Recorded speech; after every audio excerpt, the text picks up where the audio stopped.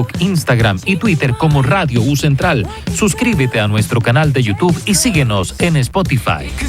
Radio U Central 107.1 FM en el corazón de Santiago.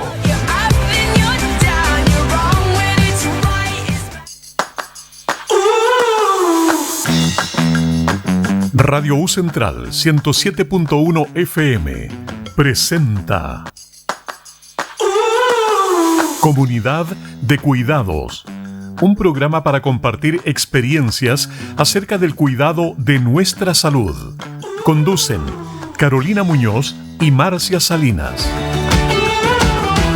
Muy buen día, ¿cómo están? Bienvenidas, bienvenidos a otro episodio de Comunidad de Cuidados, acá para compartir temas de relevancia que tienen que ver con el día a día, con lo que está sucediendo, con las tecnologías, todo lo que puede afectar nuestra salud y también nuestro bienestar.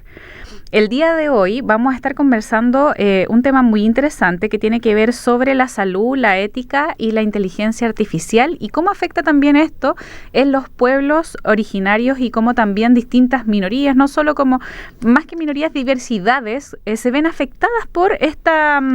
Por lo que es la inteligencia artificial, cómo se toma, si esto es una nueva herramienta o es algo que va a transformar completamente nuestras vidas. Todas estas interrogantes fueron algunas interrogantes también que se realizaron en un seminario que se realizó hace poco, organizado por nuestra invitada de hoy, quien es Carolina Valdebenito. Carolina Valdebenito, la vamos a presentar. Muchas gracias por estar acá con nosotros. Gracias a ti, Carolina. Antropóloga, doctora en Antropología y Discapacidad de la Universidad Católica de Lovaina, Bélgica, directora del Centro de Investigación en Estudios Sociojurídicos, Criminológicos y Éticos CICE de la UCEN. Muchas gracias por venir y venir a conversar también este tema tan importante y esta alianza que has logrado con distintas universidades y también con Francia. Bueno, primero que todo, gracias, Carolina, por la instancia, por la oportunidad. Primero que todo, recordar que juntas nos adjudicamos un FONIS en septiembre del 2024 y que gracias a eso, ya en ese FONIS, cuando estaba iniciándose la nueva vicerrectoría, ya teníamos alianzas con otras universidades, así que reconocerte a ti también como parte de ese equipo del FONIS que emergió y se ha fortalecido y ha ido generando nuevas alianzas. Y bueno, como todo en la academia y como todo en las universidades, cuando uno va al encuentro del otro, uno va generando redes. Y lo bonito que se produce en estas actividades donde se comparte con muchas personas, que son los congresos, seminarios, etcétera, es cuando se establecen redes sin celos ni envidias. Sí, es lo que es muy difícil y que entre las mujeres también es complejo. Y yo me he admirado que cuando uno le da permiso al otro para explayarse, las relaciones son más auténticas y más sinceras, porque en el momento en el que yo le doy espacio al otro, también me estoy permitiendo el espacio a mí mismo.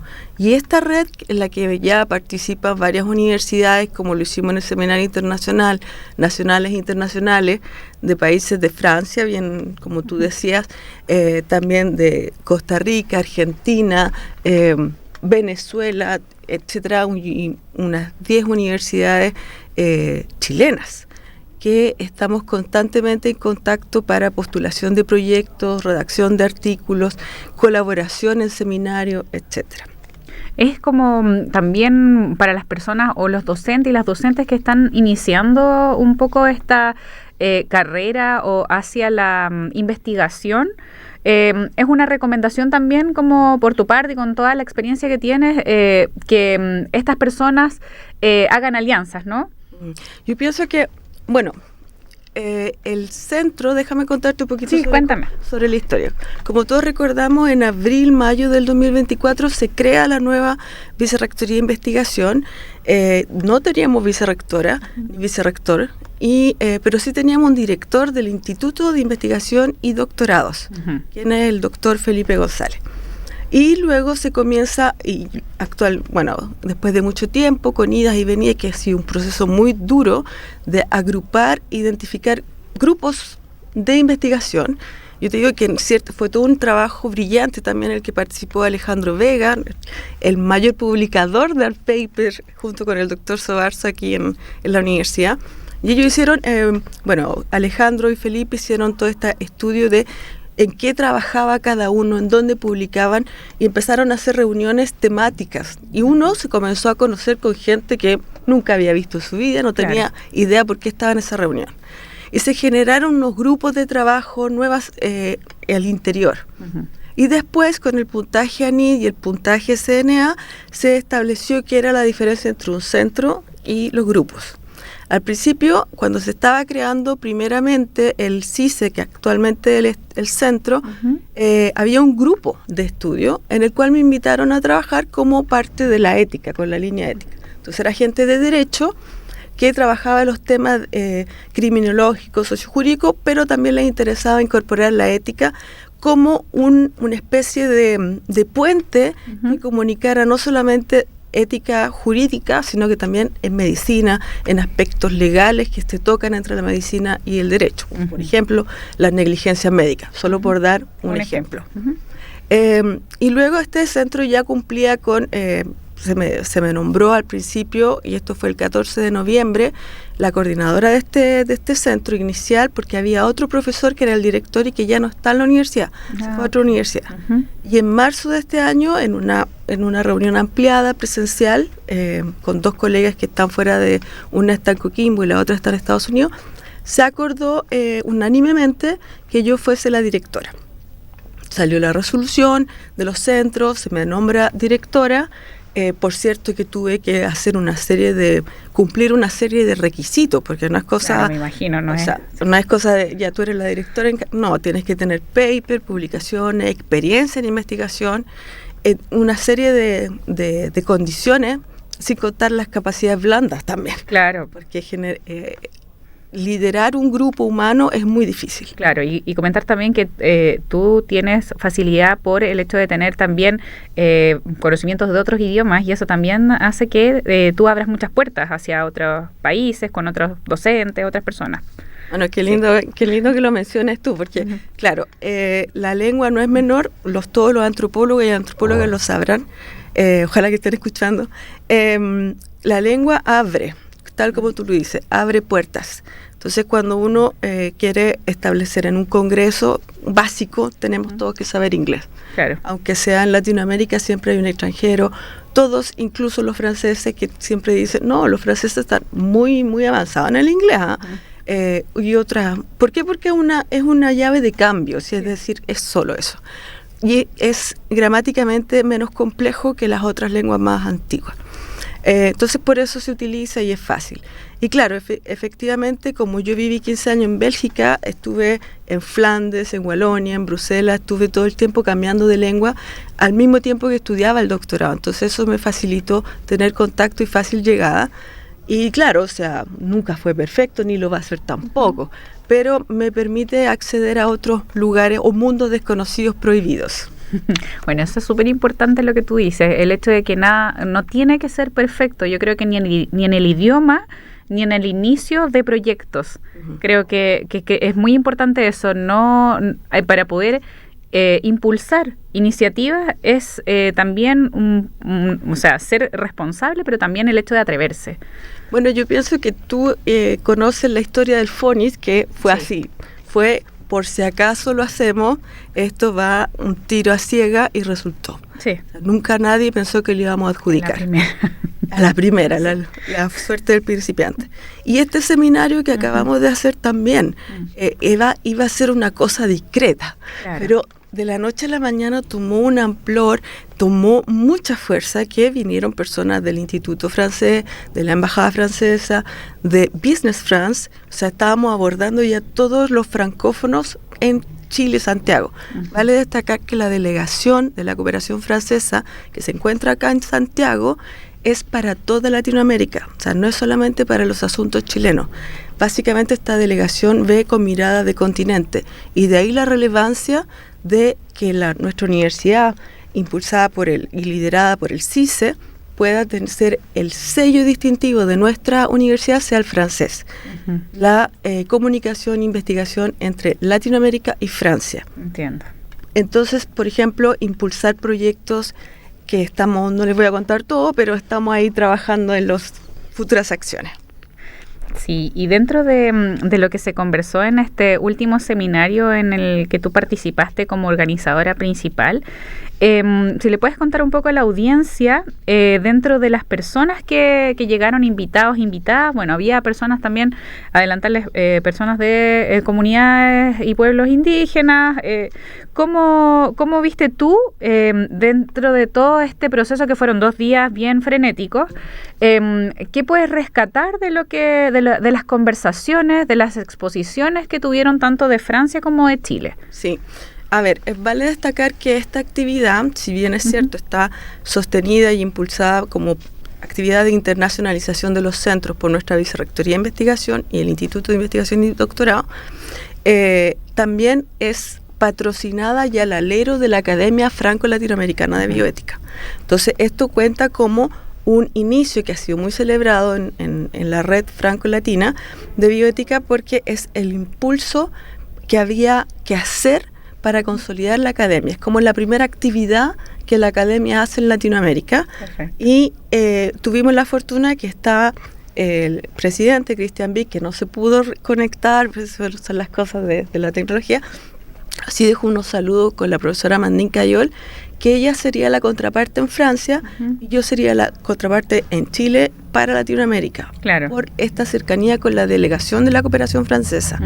No significa que una es más que la otra, sino que somos los ejes comunicantes. Entonces, ¿y qué es lo que pasa? Los intereses, uno dice, ¿qué es pueblo minoritario? Y es una de las cosas que yo rescato, porque actualmente, como tú sabes, estamos trabajando en la publicación de un libro basado en las reflexiones del seminario, no son las presentaciones del seminario. Y entre ellas se destaca, bueno, esto con la colaboración ciertamente de Andrea Varía, de la Universidad Autónoma. ¿Y qué destacamos? Que el primer concepto que hay que limpiar es de minoritario. Sí. Y pensamos, tal como tú lo dijiste correctamente, diversidad. Ahora, ¿por qué no minoritario? Porque ahí hay un tema de peyorismo y también porque no es cierto. O sea, al final somos tantos menores que al final somos mayores. Exacto. Pero no tenemos ningún impacto en las decisiones políticas ni económicas. Por lo tanto, entrar en esa discusión es entrar en un tema político que siempre se entra, pero pensamos que diversidad es justamente más inclusiva y que minoritario llama a la exclusión. Claro, lo diverso llama a todos, a todas. A reunirse, claro. Sí, dentro de las personas dentro de las exposiciones yo estuve presente en el seminario, hubo varias reflexiones, que tenían que ver también con cosas que pasaban acá, que tenían mucha relación, por ejemplo, con cómo se relacionaba la inteligencia artificial con ciertos cálculos que tenían para distintas cosas, como por ejemplo cuando tú tenías un seguro, cuando tú tenías algún accidente, cuando tú tenías distintas cosas para calcular esa prima, distintas cosas que se expusieron tan diverso como eso, hacia también la exposición que, por ejemplo, tuvo Andrea Varia, que tuvo María Quiñelén, que habló sobre lo que eran los orígenes, que era o significaba para las comunidades indígenas, específicamente la mapuche, el hecho de una IA que para ellos era en realidad otra herramienta, como lo fue la escritura, era como el teléfono, como cualquier cosa, pero dentro de lo que tú puedes, ya me imagino, tú has publicado distintas cosas con respecto a la IA. ¿Cómo ves tú el hecho de la inteligencia artificial y cómo afecta a las poblaciones? ¿Cómo ves con una mirada más positiva, con una mirada que tiene que ver más con los riesgos que tiene? ¿Cómo los has abordado? Sí, qué bueno que lo mencionas. Primero que todo, agradecer a María y a Niceto y a Rayén, que fueron nuestros invitados muy, muy queridos, porque son también parte del grupo mapuche, del pueblo mapuche, que estuvieron todas las jornadas participando, que estuvieron sentados con nuestros miembros de la junta directiva, y que pudieron intercambiar experiencia y también estar en la cena final. La idea de invitarlos era de incluirlos, no hay nadie más arriba o más abajo, son todas autoridades en su dominio. Ahora, respecto a qué pasa con la IA, ahí yo haría una distinción entre lo que es IA y lo que es tecnología. ¿Ya? Primero que todo, y lo que nosotros hemos trabajado con los equipos interdisciplinarios e interuniversitarios es que cuando hablamos de IA vamos a hablar como una inteligencia generativa que va a predecir respuestas algorítmicas basada en prompt y entrenamiento. Para llegar a eso, lo primero que tenemos que hacer es saber cómo funciona y cómo funciona la tecnología para llegar a la inteligencia artificial y para saber cómo usarla para nuestro provecho. Claro. Entonces, todas las miradas, y actualmente ayer salió en el Mercurio otro programa de la Universidad Católica capacitando personas mayores, y lo que está muy bien. Eso nosotros también lo propusimos a un FONDEF al cual le postulamos, que fue, para lograr que las personas mayores tengan una mejor calidad de vida en situaciones de aislamiento geográfico, social y digital, primero tenemos que enseñarles cómo se usa y cuáles son los beneficios que podría tener. Claro. Ahora, lo que fue interesante en el seminario, que yo también estuve escuchando, aunque me estuve moviendo harto, pero escuchaba, era que yo vi claramente dos posiciones que siempre suceden en todos los congresos, en todos los seminarios, los que piensan que es muy bueno. Yo rescato la exposición del profesor Georg Stiepel, porque él, desde lo penitenciario, él vio cómo la IA podía ser un plus, cómo podía contribuir a mejorar las condiciones de las personas privadas de libertad. Y por otra parte, muy dicotómica, estaba el riesgo de la manipulación de la data para temas asistenciales, seguros bancarios, primas, y etcétera, licencias médicas. Hay toda una huella digital con la que siempre hablamos con Cristian Olivares de la Universidad Alberto Hurtado y con Marta Vidal de aquí, de esta universidad, sobre la huella digital que vamos dejando y dónde está el secreto profesional y cómo yo puedo manejar mi huella. Y eso pasa, y eso es lo que se está enseñando en ciertas universidades desde el año 1 cuando entran al pregrado. Claro. Eso que en ese sentido habría que seguir educando sobre qué es la IA y entrar a la sociedad civil a través de estudios que nosotros podamos ir financiando de una u otra manera. Claro, y también entra mucho lo que tiene que ver con el derecho, porque va a abrirse una rama, yo creo, específica dentro del derecho que tenga que ver con la defensa como de cuál es de hasta dónde llega la IA y hasta dónde llega lo que es tu conocimiento o los conocimientos de los pueblos originarios. Y el otro aspecto que quizás no se abordó tanto, pero dentro de la IA, claro, hay también una consecuencia que tiene que ver con lo climático, que tiene que ver con el territorio, como por ejemplo Google en el 2022 reportó que usaban 5,6 mil millones de galones de agua destinados para la refrigeración de los centros de datos de proceso. Por lo tanto, si bien es algo que tenemos que usar para nuestro beneficio, es estar conscientes que este beneficio tiene un costo. Siempre hay un costo y ver cómo se sostiene un poco en el tiempo, porque muchas veces la IA, tú sabes que el día a día la gente la usa para cualquier cosa. Primero que todo, existe en nuestra universidad toda una línea de trabajo sobre Legal Tech, que es propiedad privada, compliance, trust, que es manejo informacional, que está muy bien desarrollada en la Facultad de Derecho. Existe eso y existe en todo el mundo, ya existe toda esta línea de trabajo sobre el resguardo de la propiedad, de los datos sensibles y de los datos privados, que son dos dimensiones diferentes. Hoy en Chile también se está trabajando sobre la legislación, pero tú sabes que cuando se tiene la ley después tiene que hacerse reglamento y tiene que pasar al diario oficial. Entonces, ahí está un poco entrampado el tema. Luego, lo que tú dices es muy interesante respecto a cómo qué hacemos, y yo pienso que tú y yo y todos los docentes lo vivimos día a día, cómo se enseña con la IA al lado. O sea, yo te cuento mi experiencia en los temas de mis cursos, yo les permito usar todos los dispositivos que quieran en clases. incluyendo el chat. Les enseño yo misma cómo nutrirlo, el chat, el computador, la tablet, lo que quieran.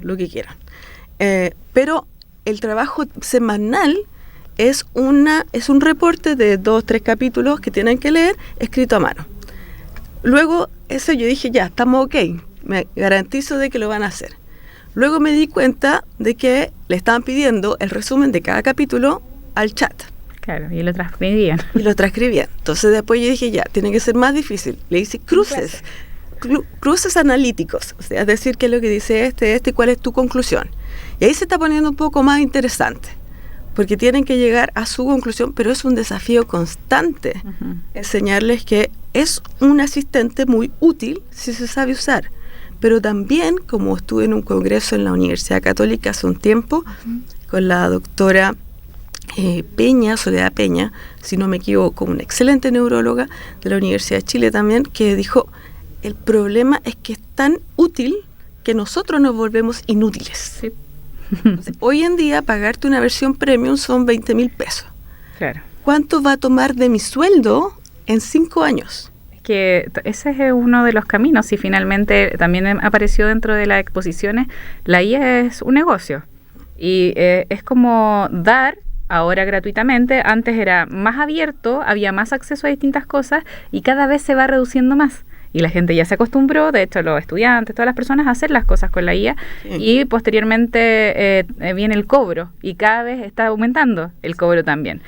Hay una nueva versión de un teléfono, no me pregunte cuál, pero no es iPhone, es de smartphone, que viene con la IA incorporada gratis por 1 año. Claro. Entonces la gente dice, negocio, pero a partir del mes 12 te empiezan a cobrar en la cuenta la mantención de la IA. Sí.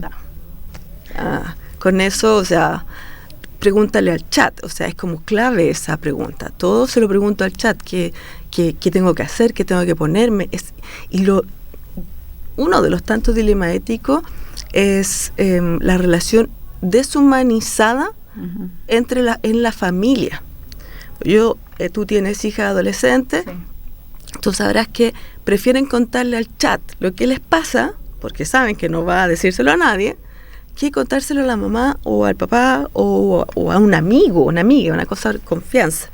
Porque establecen los criterios de confianza y transparencia como ya no existentes. Claro.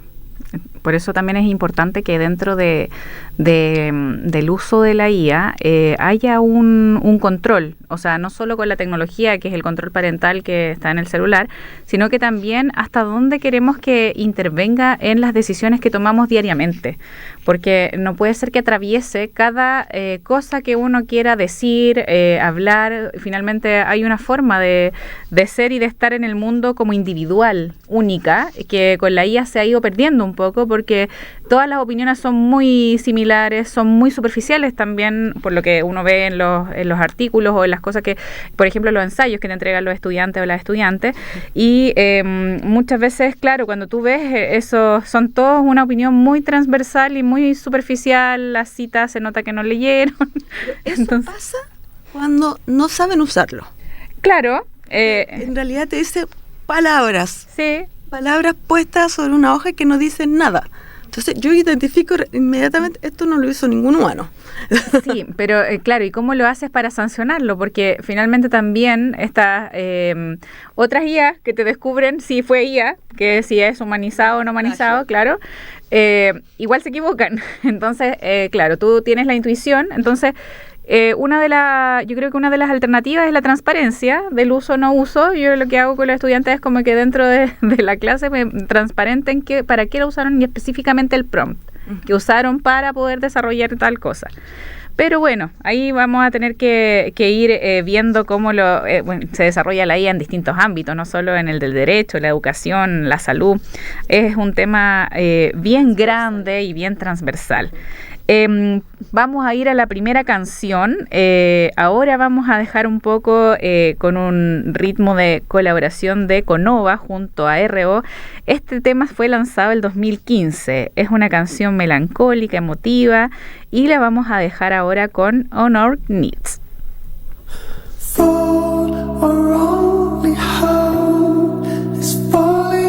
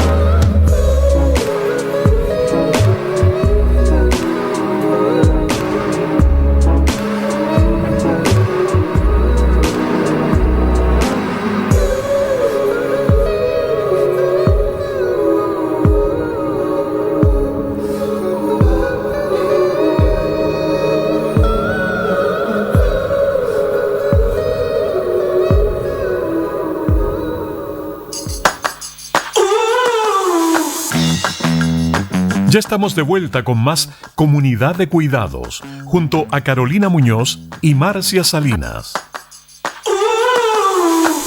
Y continuamos con ustedes acá en Comunidad de Cuidados. Gracias por estar con nosotras este día. Estamos conversando sobre inteligencia artificial, cómo es transversal tanto para la parte académica, educativa, jurídica y en salud también.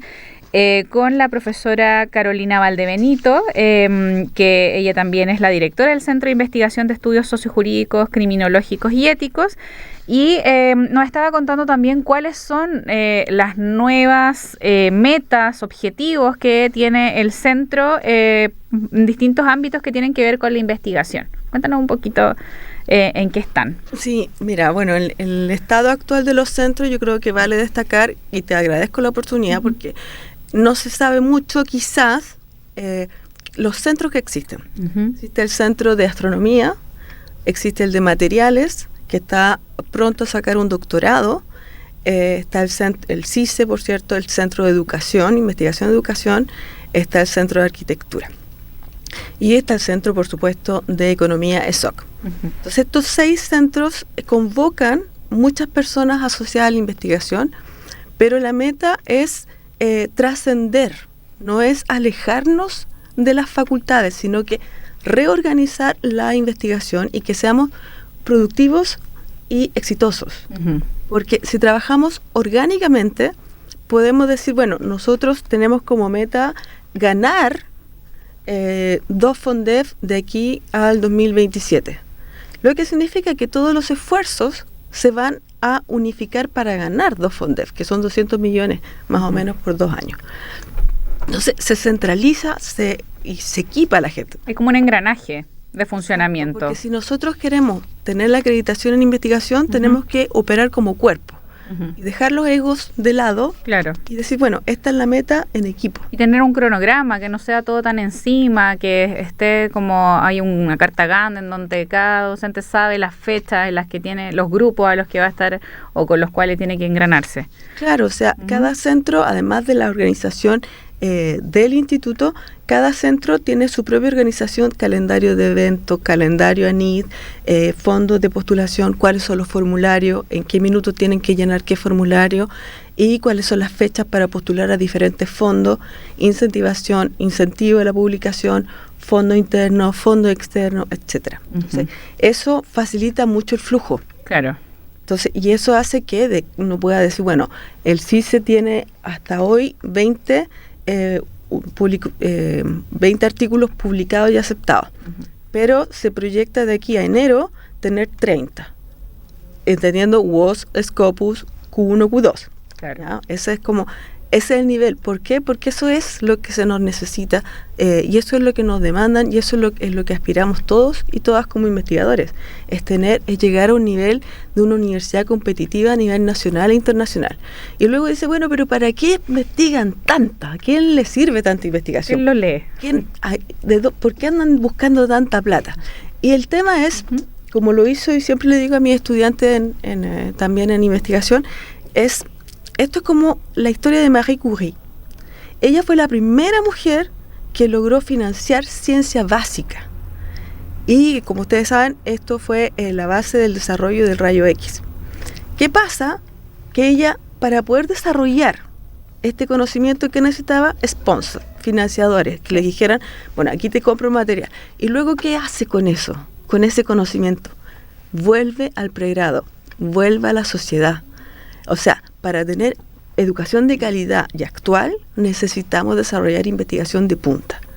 Y yo les invito porque cada 2 veces al mes se está publicando en el diario El Mercurio lo que son los centros de nuestro instituto y de nuestra vicerrectoría. Están los avances del CIMAT, con la compra de un nuevo telescopio, los avances del ESOC en relación a todos los desarrollos que hace el centro, que es muy fuerte el Centro de Investigación en Economía y Estudios Sociales. Y, por ejemplo, ahora va a salir una nota del CICE a propósito del seminario y cómo tenemos apertura y queremos ser el sello distintivo de nuestra universidad. Es súper interesante lo que tú comentas de que hay muchos estudios también que tienen que ver con educación que hablan de este tema, que los estudiantes y las estudiantes se motivan mucho más cuando ven personas que están activamente haciendo investigación, que ven cuál es el resultado, porque muchas veces en metodología de la investigación, cuando solamente tú enseñas metodología y no muestras ninguna alternativa en donde pueden generar un artículo, en donde pueden opinar o cómo se puede transformar este conocimiento teórico en algo más práctico, es mucho más fácil, lo pueden entender hacia dónde va esto. Sí, por ejemplo, muy interesante lo que dijiste sobre el tema motivacional, porque en los alumnos de pregrado, como la meta es sacar el diploma y tener una vida correcta. Es como el mínimo estándar que todo el mundo quiere, ¿no? No hay ninguna variante muy grande. Pero cuando dentro de tu cohorte se presenta alguien que le interesa la investigación, yo dice, a ver, espérate, esta persona, ¿por qué le interesa? Porque ve en su profesor o en su profesora algo que le dice, puedes salirte de la media. ¿Y qué hace con eso? Es la investigación, yo siempre le digo a las personas que se acercan al CICE, no es plata, es un apostolado, sí. Es donde hay que ir a buscar el financiamiento para lograr hacer ciencia dura, ciencia blanda, la tipo de ciencia que ustedes quieran, y requiere un método, requiere ser riguroso. Y yo siempre les digo, no esperen que tener horario de 9 a 6 ni de 9 a 7. La investigación, cuando hay que presentar proyectos, esto es a las 11:59 hora continental, en donde quiera que se encuentren. Y esto incluye sábado, domingo. Cuando estamos en época de postulaciones, el mundo desaparece y uno parece que está obsesionado por eso. Pero bueno, así son las personalidades, ¿no? El investigador y la investigadora tienen ese toque insistente, obsesivo, que quiere llegar a eso, y una vez que tú postulas, buenísimo. Pero cuando te lo ganas... Claro, mucho mejor. Que justamente lo que estamos haciendo en el Fonix. ¿Quién sabe lo que es la mapuchización de la bioética? Estamos creando conceptos nuevos que vuelven al aula, claro. Y que vuelven ¿a dónde? A nuestros estudiantes. Sí, pues tú les comentas cómo va el proceso, les vas contando cómo son los viajes, esas entrevistas, y ellos se van motivando. Y además que te dicen, oiga, profesora, ¿y usted por qué viaja tanto? Porque me gané un proyecto. ¿Y cuál es la importancia de viajar? Ellos ya no, o sea, el investigador, la investigadora, es obvio que tiene que viajar, porque ahí está la red. Claro. O sea, el momento más importante es el café. O sea, en un congreso eso es lo más importante. Bueno, en la vida parece que es lo más importante el hecho de tener relaciones sociales y ahí surgen las ideas de manera más fluida también, en las conversaciones más relajadas. Generalmente ahí es donde surgen las ideas, los proyectos, las distintas cosas, y no solo en el área de la investigación, sino que en la vida en general. Es como algo que tienen que tener en cuenta las y los estudiantes, sobre todo las personas que quizás son un poco más reacias a tener estos encuentros. Es necesario dentro del desarrollo profesional. Si no, no es posible establecer redes. Sí. Porque un investigador solo en su laboratorio o solo en su entrevista o sola en su entrevista no logra difundir el conocimiento. Quizás lo logra, pero va a ser mucho más lento y puede ser quizás fortuito, puede que sí, puede que no. Además que se crean redes que te pueden apoyar como pueden no apoyarte. Y te nutren también. El hecho de tener redes te nutre de conocimientos de otros actualiza, claro. No tenía idea que esto pasaba en Costa Rica, no tenía idea que... Entonces vas aprendiendo cosas nuevas. Claro. Es bien importante. De hecho, estaba como pensando en como en Leonardo da Vinci, así como que también tenía que tener muchos mecenas y claro, el otro día veía que, por ejemplo, personas como actuales preguntaban, jóvenes en las redes sociales, que por qué lo tildaban como escritor, poeta, científico, ¿quién le dio esos títulos? Y yo decía, bueno, es que no te daban esos títulos, no estaban en las redes sociales, había solo, él tiene productos, de hecho, y esos productos tienen a lo largo de la historia se han descubierto cuáles son sus productos, y eso hace que te muestre quién era y qué es lo que hacía. Sí, por cierto. Claro. Pero siempre, o sea, tú en la época de Leonardo da Vinci debías hacer, y es muy bueno, y todavía hoy en día yo creo que concentrarse solo en una cosa en tu vida te discapacita. Claro. Pero sí había que tener ojo ahí porque dentro de la historia también había una etapa en la que él hizo, construyó armamento. Sí. Porque también necesitaba financiamiento. Entonces, ahí también los investigadores y las investigadoras tenemos que tener mucho ojo con quién nos asociamos, porque el hecho de, tú sabes que el dinero está en ciertos lugares y una de las cosas es a dónde lo buscas y cuáles son tus motivaciones, porque eso es lo otro, cuál es lo que te llena más. Y creo que eso también va guiándote un poco. En la ciencia básica, a mí me tocó también trabajar en alguna época de mi vida con sponsors del laboratorio farmacéutico, y siempre uno se pregunta dónde pone el límite. Claro. Porque siempre te van a financiar con café, panfleto y todo lo que tú les pidas, pero ¿cuál es el costo? Claro, ¿qué tengo que hacer yo? ¿Cuál es mi barrera ética? Profesional, que la deontología, y por otra parte personal, ¿cuál es mi límite moral? Claro. Eso ahí ya pasa por un acuerdo de pares.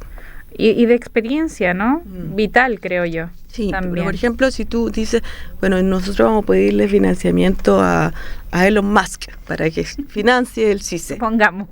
Vamos a tener que tener una pequeña reunión antes, claro, para ponerse de acuerdo hasta dónde vamos a negociar, pues. Entonces, porque si no, no es posible. Claro, y también tiene que ver ahí con las bases de valores y principios que tiene cada persona. Quizás a veces no te puedes sentar ni a conversar. Entonces, por eso es importante que los centros y los grupos de investigación, a los cuales también están invitados a través del reglamento que se está haciendo los profesores adjuntos, en los cuales están los de facultad, como tú, por ejemplo, que no es necesario que seas de una facultad. Tú puedes alinearte con los centros y colaborar. Claro. Y poder tener acceso a diferentes apoyos que los centros te puedan dar. Sí, de hecho también estuvimos hace poco en el último conversatorio de salud pública, interculturalidad y decolonialismo, donde también participaste dando unas palabras, porque claro, se cruzan los temas, se cruzan los distintos saberes. Bueno, y fue muy, muy agradable que fuese justo una semana después del seminario, donde todo estaba como enfocado sociojurídico, criminológico y ético, y pronto tú saliste con esta actividad que hace el puente entre facultades. Claro. Entonces, entre derecho y medicina, es obvio que la ética nos va a permitir transitar en espacios comunes. Sí, y es muy importante también las leyes, sobre todo la ley indígena, que cómo se aplica tanto en lo jurídico como en lo médico. Claro. En cosas, aspectos éticos que tienen que ver con violencia, género. Es muy amplio la temática que podemos abordar desde lo que es la diversidad y sobre todo en este caso la diversidad de los pueblos debido originarios. A la complejidad de la IA, es que necesitamos unirnos. Sí. Porque si no se nos va a ir de las manos, ¿no? Necesitamos pensar a través de qué es lo que, hacia dónde la queremos llevar. Vamos a ir con la segunda canción que me va a ayudar aquí la profesora Carolina a pronunciarla, porque ella es la experta, ella sabe francés, yo no. Y yo solo la voy a decir en español. Eres hermosa, es la traducción, pero ahora la va a decir Carolina para ir a escucharla, esta hermosa canción. Esta es una canción muy emblemática para las mujeres, que es de Belle, de Cœur Pirate, y que se trata de una canción que luego te voy a comentar cuál es el tema. Eres hermosa, porque ¿cuándo somos hermosas? La escuchamos ahora.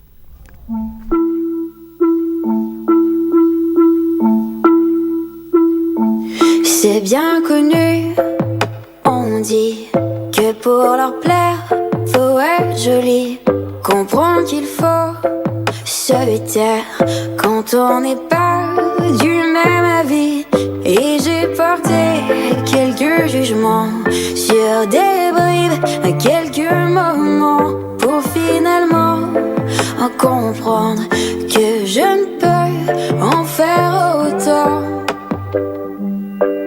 T'es belle, c'est ce qu'on a toujours dit, mais juste quand tu souris, pourquoi c'est toujours un non-dit, que pour être aimé, faut être soumise, t'es conne.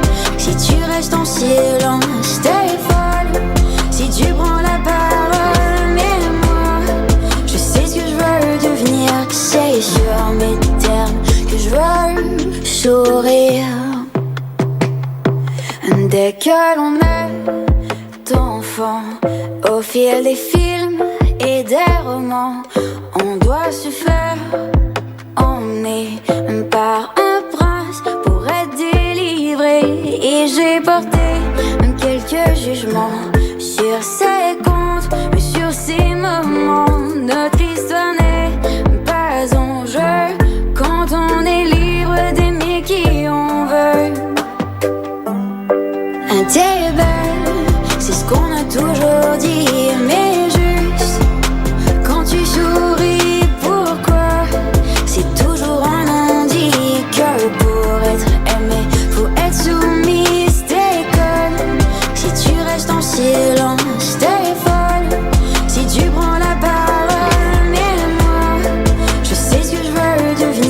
C'est sur mes termes que je veux sourire.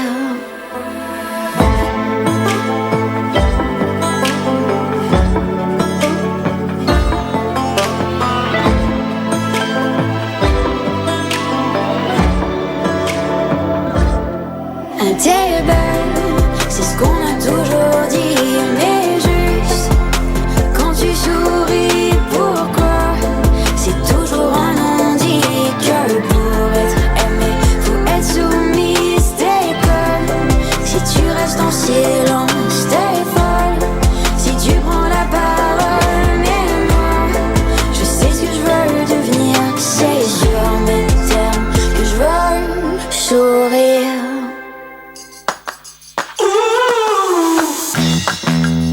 Ya estamos de vuelta con más Comunidad de Cuidados, junto a Carolina Muñoz y Marcia Salinas. Y estamos llegando al final de Comunidad de Cuidados ya con Carolina Valdebenito, profesora experta en bioética, y estábamos conversando sobre la IA, pero también sobre el funcionamiento de los centros que hay dentro de las universidades, centros de investigación. Cuéntanos como resumen cuáles son las propuestas que quieren realizar de aquí al 2030, pero así muy rápidamente. De aquí al 2028. Para que no sea tan... Hasta el 2028 tenemos que aumentar la tasa de productividad en publicaciones, en postulación y adjudicación de fondos concursables a NID y otros. Porque hay que considerar que los centros de investigación no se acreditan. ¿Qué quiere decir eso? Que nos da mucha más flexibilidad para hacer cosas. Porque no funcionamos con un parámetro, sino que tenemos más opciones de que nuestro centro sea, como todos los demás, en algún minuto, no estoy diciendo de aquí al 2028, autosostenible y sustentable. Perfecto. Pero para eso hay mucho trabajo que desde la dirección de cada centro se tiene que hacer, de ir a buscar los recursos para que los investigadores y las investigadoras puedan trabajar y puedan ir a otros países y mostrar lo que hace el centro. Que desde cada perspectiva, lo penitenciario, con los migrantes, con LegalTech, con los ayudantes de investigación, que ya tenemos un pequeño grupito del Junior Research, que yo siempre digo así, pues son profesionales, pero no tienen grado de doctorado, entonces hay como la figura un poco flu, pero que trabajan tanto como todos. Y que ya saben lo que son revisiones bibliográficas, como cálculo de presupuesto, cálculo estadístico, que son cosas que no necesariamente los senior research conocen. Son como habilidades que van adquiriendo, ¿no? Entonces uno los va como guiando, mira, fortalécete en esta área porque el centro necesita esto. Y ir motivando y ir apoyando a la vinculación también del pregrado de la facultad con el centro. O sea, las puertas de tener un semillero de investigación es fundamental, y yo creo que en algún minuto se está haciendo. Tenemos una excelente relación con el decano Pastor, con Sergio Fuensalida, que es el coordinador de investigación de la facultad, y con todo el equipo de la facultad, que nos ha recibido muy bien como CICE. Bueno, Carolina, hemos llegado al final, se pasó muy rápido este programa. Queríamos agradecerle su presencia por acompañarnos este día martes, y también agradecerle a Carolina por su participación y generosidad de venir aquí a contarnos cuáles son las actividades que ha tenido con el Centro de Investigación Sociojurídica y todas las actividades que tienen. Están los estudiantes, las estudiantes académicos están invitadas a hacer alianzas y contactar a la profesora Carolina Valdebenito. Bueno, muchas gracias a ti, Carolina, y gracias a todo el equipo por la oportunidad de contarles lo que estamos haciendo, y feliz de seguir colaborando contigo. Bueno, nos despedimos y nos vemos la próxima semana. Que estén muy bien. Chao. Chao, chao. Radio U Central 107.1 FM presentó Comunidad de Cuidados, un programa para compartir experiencias acerca del cuidado de nuestra salud, siempre con la compañía de Carolina Muñoz y Marcia Salinas. Hasta el próximo capítulo.